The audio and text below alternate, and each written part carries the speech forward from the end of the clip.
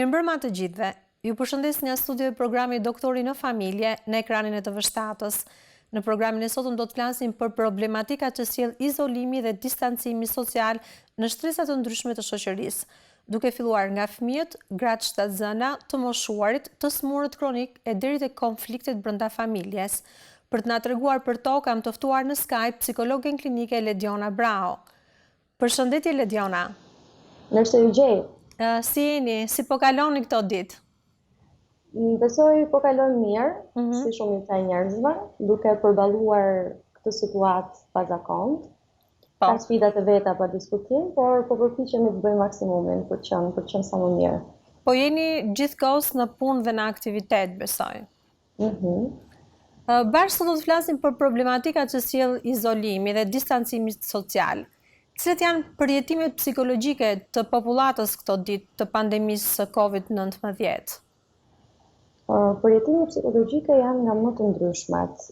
Siç e dimë të gjithë, njerëzit reagojnë në mënyra të ndryshme.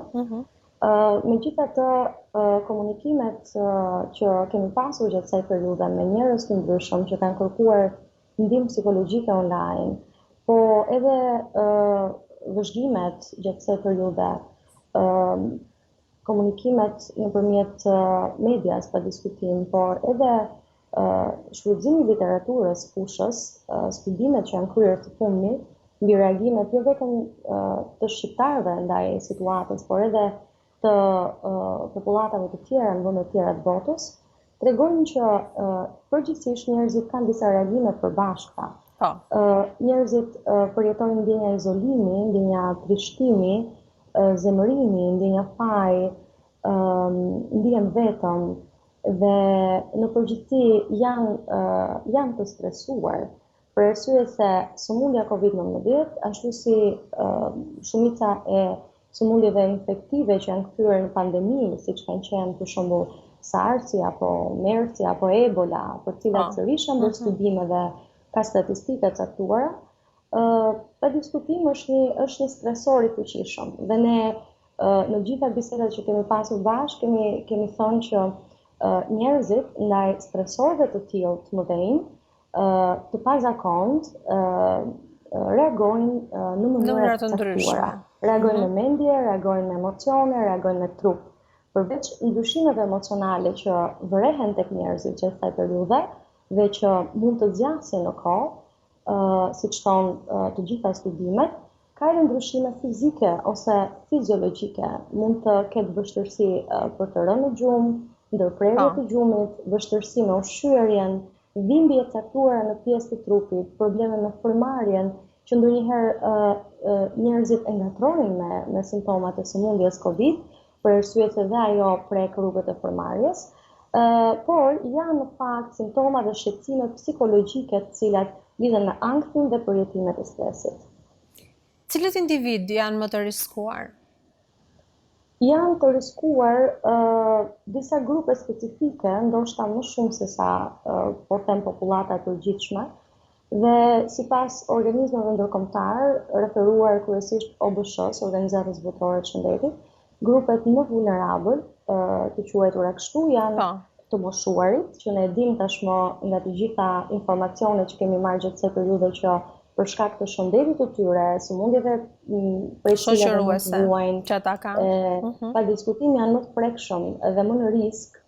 Përveç të moshuarve, janë edhe personat e tjerë jo të moshuar, pra nën 65 vjeç, të cilët mund të kenë sëmundje kronike, pra të sëmurët kronik, përfshirë ata që kanë diabet, sëmundje kardiovaskulare, apo sëmundje të tjera të kësaj natyre, dhe pa diskutim janë personat me probleme jo vetëm të shëndetit fizik, por edhe të shëndetit mendor, persona që kanë histori të mëparshme psikiatrike apo që janë mjekuar për një problem të shëndetit mendor, janë fëmijë të riskuar dhe kryesisht ata me nevoja të veçanta, për arsye se gjatë kësaj periudhe në ndjenimin time ka ndaluar punën, të paktën punën ballë për ballë, të gjitha ato organizata që i japin ndihmë fëmijëve apo qendra terapie që i ndihmojnë fëmijët të mësojnë aftësi të caktuara të jetës përditshme, dhe ata janë penalizuar për fat keq gjatë periudhave për qëndrojnë në shtëpi dhe nuk kanë bërë një regres në gjitha të punë që është bërë normalisht me ta. Janë gratë shtatzëna që gjithashtu mund të jenë më në risk se sa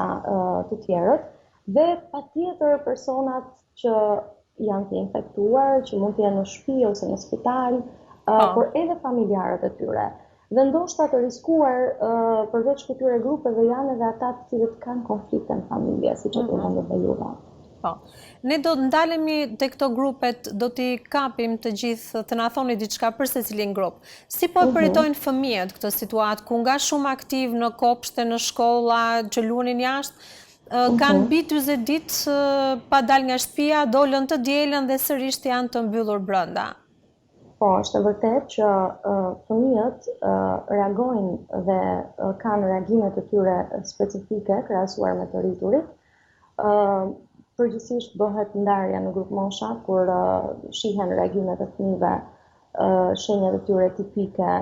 Fëmijët e vegjël, kryesisht ata parashkollor, normalisht bëhen më të frikësuar edhe kanë një farë nevoje për të qenë më të varur nga prindrit.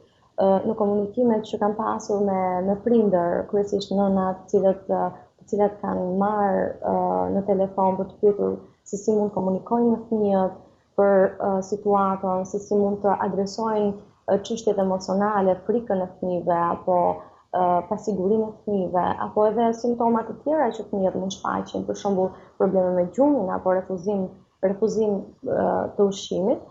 Pa diskutim kam kuptuar që janë këto shqetësime prezente tek disa fëmijë të caktuar, ndërsa fëmijët më të rritur pa diskutim mund të japin një kuptim më të mirë situatës, për arsye se kanë mekanizma pak më të zhvilluar, flasim për fëmijët e moshës shkollore deri në adoleshencë, por ata mund të kenë frikë të tjera, frika e infektimit nga sëmundja mund të jetë më e madhe, ndjenjat e fajit mund të jenë më të mëdha. Dhe kështu ata duke u përpikur të japin kuptim asaj çfarë është duke ndodhur, kanë nevojë për suport nga prindrit. Kështu që thonë të gjitha këto, fëmijët janë vulnerabël nga pikpamja psikologjike, jo nga dhe duhet shumë kujdes nga ana prindrit. Ata kanë shumë më pak shanse për të prekur nga sëmundja krahasuar me më të rriturit, por nga ana psikologjike ata kanë nevojë që t'u shpjegohet dhe në dijenin time ka plot informacione që qarkullojnë në internet nga burimet besueshme, histori, libra të botuar enkas gjatë këtyre ditëve ku fëmijëve me një gjuhë shumë të thjeshtë t'u shpjegohet përse po rrinë në shtëpi, pse është kaq e rëndësishme të lajmëruar, të bëjmë kujdes për higjienën dhe pastërtinë, dhe pse duhet mësojmë nga interneti këto ditë, apo të ruajmë lidhjet me mësuesit, me edukatorët, me shokët, me shoqet online, në mënyrë që ne të jemi më të mbrojtur dhe gjithmonë prindrit udhëzohen që ta bëjnë këtë. Ne po bëjmë maksimumin që ju fëmijët jeni të mbrojtur, jeni të sigurt dhe gjithë bashkë ta kalojmë si një ekip i fortë këtë situatë. Një tjetër kategori e ndjeshme janë dhe gratë shtatzëna. Si ndjen ato? Në fakt, më ka ndodhur të flas me pak gratë të cilat kanë qenë shtatzëna gjatë kësaj periudhe, pa diskutim shtatzënia është një periudhë e cila mund të përjetohet me stres, edhe në kushte normale apo në situata normale, dhe jo në situata të një pandemie. Stresi është shtuar për to, meraku për shëndetin e tyre, për shëndetin e fëmijës. Është e rëndësishme që ato të bëjnë kujdes, pak më shumë se sa popullata e përgjithshme për sa i përket higjienës, për sa i përket edhe shëndetit të tyre mendor, të flasin, të kërkojnë mbështetje nga anëtarët e familjes edhe të kërkojnë ndihmë pa diskutim nëse kanë emocione të pashprehura, si për shembull frika apo ndjenjat e fajit.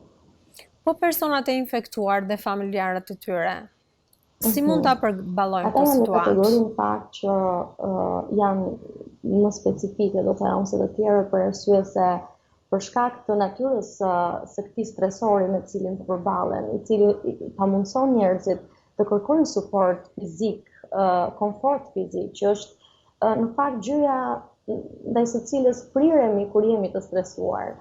Prandaj shumë analistë thonë gjatë kësaj periudhe dhe shumë ekspertë që sa absurde është situata, sepse kur ne jemi stresuar, kur ne kemi një problem, një shqetësim, ne kemi nevojë për të përqafuar, për të komfortuar fizikisht, por në këto kushte nuk e bëjmë dot. Dhe për ta individ që janë të prekur apo janë me familjarë të prekur, pa diskutim stresi është akoma më i lartë. Por ata normalisht Atyre normalisht ju mungon këta që janë disa që janë të shtruar dhe në spital, ju mungojnë dhe njerëzit e dashur, se kjo është një smundje që ti nuk mund të shkosh, ti vizitosh, ti shikosh, ti japësh një suport, domethënë ata janë paksa vetëm ndihen normalisht. Sigurisht, ndjenjat e vetmisë dhe izolimit tek ata janë akoma më të theksuara, besoj. Flasim në përgjithësi, sepse besoj që edhe në rastet e tyre ka individ cilët pavarësisht ndjenjës izolimit apo ndjenjës frikës apo edhe tmerrit ndonjëherë, çfarë do ndodh në mua, si do jetë ardhmja ime, pasiguria për të ardhmen, për jetën, pa diskutim, besoj që edhe ata po i gjejnë mënyrat e tyre të lidhjes me të tjerët. Komunikimi online tani është bërë një rregull i rëndësishëm për të qenë afër me të tjerët, e vetmja mënyrë se si mund të qëndrojmë afër me të tjerët. Dhe me sa kam lexuar, kam parë që në vendet e zhvilluara janë krijuar disa aplikacione online, disa faqe online ku ata mund të komunikojnë me profesionistë të shëndetit dhe shëndetit mendor, për shembull telemjekësia apo këshillimi online është i posaçëm për ta individ, por edhe ata që janë në spital të infektuar mund të shfrytëzojnë programe të tilla.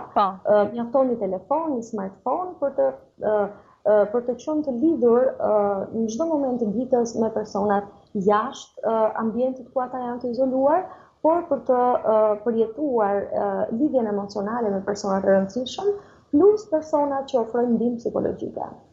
Shumë të goditur psikologjikisht janë dhe personeli mjekësor, i frontit të parë, mjek, infermier. Pasi ata po përballen përditshëm me situata të vështira, me njerëz që humbin jetën, po bëjnë një punë të madhe dhe ndërkohë shpërblimi, si ta them, është shumë i vështirë për ta në kuptimin ata ndihen paksa dhe fajtor. Në vendin tonë, lavdi Zotit, rastet e humbjes së jetës kanë qenë të pakta, të themi të vërtetën, po në Itali duke dëgjuar ato shifra alarmante, ka pas edhe infermierë të cilët kanë vrarë edhe veten. Si duhet të veprojë personeli shëndetësor? Unë besoj që, siç e thatë edhe ju, janë mbase një nga grupet më të riskuara për momentin për të përjetuar një distres psikologjik. Për arsye se ata kanë një përgjegjësi të madhe, po përballen me jetën dhe vdekjen, kanë duar shumë për të bërë dhe sa më lart jetë përgjegjësia në situata të tilla, aq më i madh është edhe stresi që buron për kësaj përgjegjësie.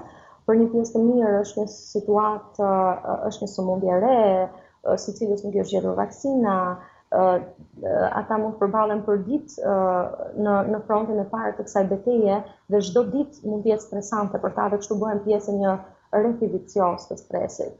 Ata, si të gjitha grupet e tjera, pa diskutim, duhet të kujdesen për shëndetin e tyre dhe për shëndetin mendor, të ushqehen mirë, të gjejnë momente për të pushuar dhe për të ruajtur lidhjen me familjarët.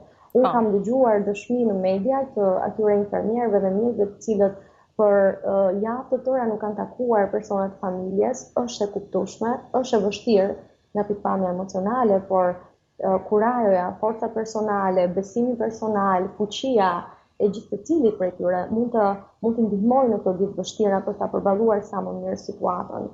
Dhe referuar disa studimeve që janë bërë gjatë kësaj periudhe, kryesisht në Kinë, pas shpërthimit të Covidit, kishte rezultuar që personeli mjekësor i mesëm, infermierët dhe kryesisht infermierët gra, përjetonin nivele më të larta të stresit, depresionit dhe ankthit, krahasuar me kategoritë e tjera. Pa diskutim, disa janë më të riskuar, siç thamë, faktorët individual ndikojnë, eksperjenca gjithashtu, apo historia e mparshme e secilit prej këtyre individëve, burimet që secili prej tyre kanë dispozicion, por ata duhet bëjnë kujdes tani, sigurisht ata tani janë duke luftuar edhe mbase përjetimet nuk kanë dalë në sipërfaqe, flas përjetimet psikologjike, por ndoshta pas pandemisë do duken më shumë. Ata do të kenë reagime të caktuara për të cilat duhet kërkojnë ndihmë, mendoj. Një problem tjetër që po sjell ky izolim është dhe rritja e konfliktit brenda familjes. Pse ndodh kjo? Kur në fakt duhet të mbështesin njëri tjetrin për të përballuar vështirësitë që po krijon situata. Unë besoj që kur antarët e familjes janë të detyruar të qëndrojnë për javë të tëra në shtëpi dhe të mos kenë mundësi të dalin, e të ventilohen, e të freskohen mendërisht jashtë çdo lloj mundësie, pa diskutim që kjo mund të sjellë rritje të konflikteve. Kjo mund të jetë vërtet për familje të caktuara që mbase mund të jetojnë në hapësira fizike të vogla, shtëpi të vogla, ku mbase mungon hapësira personale për gjithë secilin, mund të ndodhë në familje ku ka histori konfliktit më parshëm, ndoshta çifte të cilat kanë pasur edhe më parë konflikte, zënka, episode xhelozie apo gjëra të tjera si këto, në familje ku mund të ketë disa breza dhe kuptueshmëria një tjetrit nuk po sjellë që mirë, aq më tepër në një situatë të tillë ku stresi është më i lartë, siç tham, zemërimi, pamjaftueshmëria e burimeve për disa familje, shkurtimi nga puna për disa familje të tjera, pamundësia për të kujdesur siç duhet për fëmijët që nuk janë më në rutinën e përditshme, nuk po shkojnë në shkollë, janë në shtëpi, duan vëmendjen e tyre, duan lore të caktuara, duan komunikim të caktuar për të përballuar dhe ata situata të vështira që janë krijuar. Të gjitha këto i kanë bërë më komplekse dinamikat brenda familjes. Prandaj sërish na duhet të bëjmë një test të hapur që edhe familjet ku për momentin ka konflikte të tilla, edhe ato janë shumë të inkurajuara që të kërkojnë ndihmë. Të kërkojnë ndihmë, po. Sa e vështirë është kjo situatë për personat me sëmundje kronike dhe personat me probleme të shëndetit mendor? Është e vështirë dhe përgjithsisht telefonatat që kemi marrë gjatë kësaj periudhe, që po shërbejmë falas në kuadër të nismës sëmurët dhe psikologut të Shqipërisë për të ofruar për të paktën një muaj rresht shërbim online falas në gjithë Shqipërinë. Janë persona të cilët kanë pasur edhe më përpara simptoma të ankthit apo depresionit apo ndonjë çrregullimi tjetër të shëndetit mendor. Ka persona të cilët normalisht nuk kemi statistika tani për tani, sepse ato të dhëna po përpunohen dhe në fund të kësaj periudhe besoj të bëhen transparente për gjithë, por një pjesë e mirë e tyre, siç thash, mund edhe të kenë pasur mjekim të caktuar për shëndetin mendor apo të jenë duke vazhduar mjekime, për arsye se ata emocionalisht, fiziologjikisht edhe patjetër mendërisht janë më të rrezikuar për shkak se janë përballur në të kaluarën me ngjarje ndoshta jo si kjo e sotshme, por me ngjarje të tjera që i kanë dobësuar nga pikpamja emocionale. Dhe prandaj pa diskutim ata janë, siç tham, më në risk se sa të tjerët. Stresante për ta është se kjo zhurma e borive, kur vjen ora e izolimit, ora 5:30 mbas dite, fillojnë makinat e policisë me një zhurmë të tmerrshme që për ata që kanë probleme të shëndetit mendor, jo vetëm për ata, po dhe për ne është shumë e keqe si situatë që krijohet. Është një nxitës që na bën të ndihemi më në stres. Dhe unë do thoja që problematikat e ankthit, ato që janë dhe më të shpeshta përgjithsisht në popullat, janë shtuar dhe një pjesë e mirë e njerëzve që kërkojnë ndihmë kanë vështirësi me frymëmarrjen, kanë pamundësi për të qëndruar të qetë dhe për të gjetur një farë qetësie brenda. Ka një nevojë shumë të madhe për të dalë dhe pamundësia për të dalë, për të ajrosur, për të lëvizur, bën që ndonjëherë ky shqetësim të arrijë edhe në nivelet e një frike nga infektimi, që është iracionale ndonjëherë, deri në frikën ekstreme që është frika nga vdekja. Po. Çfarë mund na thoni diçka për të moshuarit? Okej, unë besoj që situata e të moshuarve gjatë kësaj periudhe mund të shihet në dy optika. Njëra është që duhet kuptojmë që janë të rrezikuar, gjyshërit, gjyshet, pensionistët janë të rrezikuar, duhet qëndrojnë brenda, duhet gjejnë mënyra për të siguruar ushqimet, ilaçet dhe gjithçka që kanë nevojë. pa diskutim sëmundshmëria e tyre më parshme do të afektojë dhe mënyrën se si do të përgjigjen ndaj situatës së re. Po nga ana tjetër, optika e dytë që është pozitive, do thoja, është se janë ndërmarrë shumë nisma dhe aktualisht shumë gjyshe në gjithë Shqipërinë po ndihmohen materialisht, emocionalisht.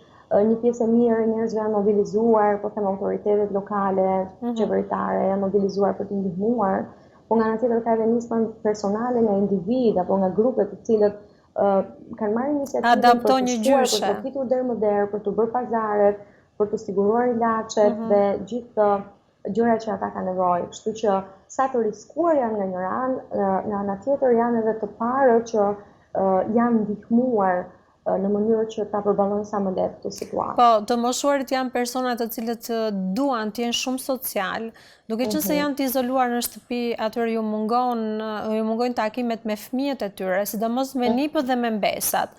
Dhe kjo është një vështirësi e madhe për ta, që e shprehin gjithmonë.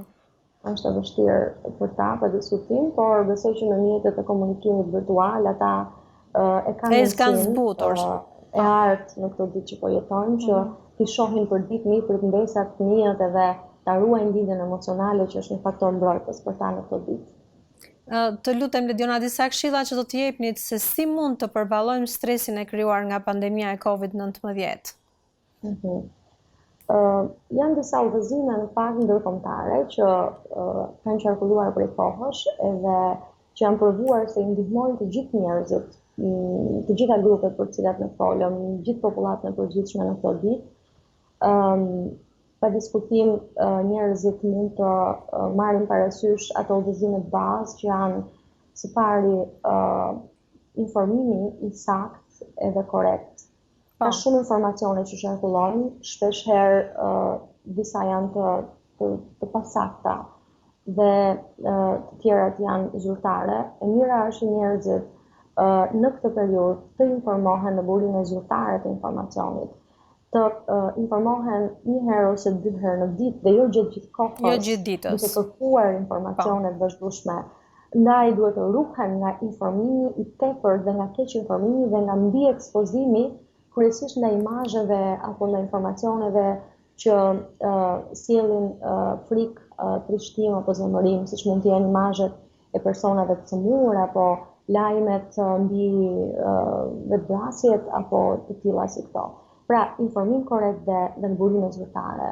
Së dyti, krijimi i një rutine të re, e cila për diskutim është ndryshme nga rutina e jetës më parshme, por një rutinë e cila sërish të respektojë disa orare, disa rregulla, që nga zgjimi në mëngjes deri te fjetja në darkë. Qëndrimi në shtëpi për shumë njerëz e ka organizuar sensin e kohës, sensin e hapësirës dhe të rutinës ose të orientimit. Po njerëzit flen shumë vonë në darkë dhe çojnë vonë në mëngjes. Pikërisht, pra njerëzit tashmë po zgjohen përgjithsisht më vonë se sa më parë dhe po flen mbase më vonë se sa më parë. Por e mira është që të gjithë pa përjashtim, që nga fëmijët deri tek të rriturit, moshuarit, në varësi të angazhimeve që kanë, pa diskutim të përpiqen të krijojnë një rutinë ku përfshin punën, mësimin, aktivitetet familjare, gatimin, ushtrimet fizike, pse jo meditimin, ushtrime relaksuese, ruajtjen e kontakteve me miq, të paktën një herë në ditë ne duhet të flasim me njerëz të afërm në telefon, nëse i kemi larg. Kështu që ruajmë dhe krijojmë një rutinë e cila na ndihmon ta organizojmë sa më mirë kohën dhe të ndihemi të dobishëm edhe pse jemi në shtëpi. Normalisht së treti, udhëzimi kryesor mund të jetë të pranojmë se ajo çfarë ndjejmë, qoftë frikë, zemërim, trishtim, izolim, është normale. Po lexoja një artikull që rendiste mbi 15 mënyra se si njerëzit po ndiheshin në këtë periudhë. Njerëz të ndryshëm normalisht reagojnë në mënyra ndryshme, siç tham. Dhe autori thoshte në fund që është okay të ndjejmë të gjitha këto gjëra. Pra, si trishtimin, si izolimin, por nga ana tjetër ndonjëherë edhe atë sensin e komfortit në shtëpi. Sepse ndoshta harrova ta përmendja në fillim. Një pjesë e mirë e njerëzve gjatë kësaj periudhe, kanë përjetuar ndjenja faji, ndjenja izolimi, por në një pjesë të mirë të kohës janë ndjerë mirë, janë ndjerë në një farë periudhe që është quajtur dhe nga studiuesit si një muaj mjafti. Kanë bërë disa punë të cilat nuk i kanë bërë për shumë kohë më parë. Për shembull kam dëgjuar shumë njerëz të cilët po shfletojnë fotografitë e vjetra të albumeve që kishin vite të cilat nuk i shikonin. Sidomos ditët e para ose javët e para të distancimit social, kishte një prirje për të kujtuar ngjarje nga jeta, për të shfletuar albumet fotografike dhe kjo shkon në favor të asaj të ruajtjes së lidhjes me të tjerët dhe udhëzimi 4 ndoshta do ishte pikërisht ky që përveç kontaktit me veten edhe identifikimit të emocioneve, ndjenjave, pranimit të tyre gjithashtu, të kuptuarit vetes dhe të mirë kuptuarit vetes, udhëzimi tjetër do ishte ruani lidhjet me të tjerët. Kjo ndjenjë vetmia dhe izolimi mund të bëhet më e fortë nëse ne qëndrojmë vetëm dhe nuk komunikojmë me të tjerët. Ruani kontaktet sociale me familjarë që janë larg dhe së fundmi kërkoni ndihmë e cila është pa pagesë deri në një farë periudhe, derisa kjo situatë filloj të përmirësohet për çdo problem që të gjithë që po na ndjekin mund të kenë në këto momente, që probleme personale, por edhe me fëmijët apo edhe familjare. Lediona, të falenderoj që na mundsove këtë lidhje në Skype. Miru takofshim sa më shpejt, shpresoj takohemi sa më shpejt në studion tonë. Shumë faleminderit, ditë mirë. Për gjithë ju që jeni të interesuar me psikologe Ledionën, mund të komunikoni në numrin e telefonit 069 95 56 629. Bashkë do takohemi çdo të martë dhe të njëjtën në orën 20. Deri atëherë, mirupafshim.